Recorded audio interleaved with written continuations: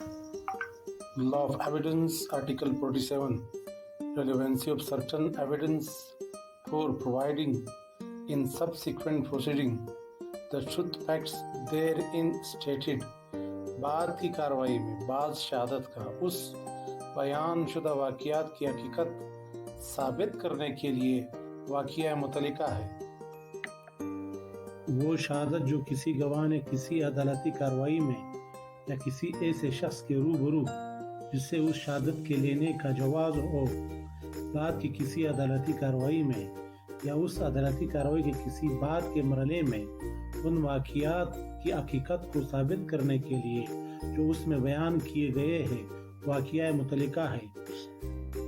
جو گواہ کا انتقال ہو چکا ہو یا وہ مل نہ سکتا ہو یا شہادت دینے کا قابل نہ ہو یا پری کے مخالف نے اسے دور رکھا ہو یا اگر اس کا حاضر کرنا یا ایسی تاخیر یا خرچ کے بغیر ممکن نہ ہو جو حالات مقدمہ کے پیش نظر عدالت کی رائے نامناسب ہو، مگر شرط یہ ہے کہ کارروائی انہی فریقین یا ان کے قائم مقام مفاد کے مابین ہو۔ پہلی کارروائی میں فریق کے مخالف کو جرا کرنے کا استحقاق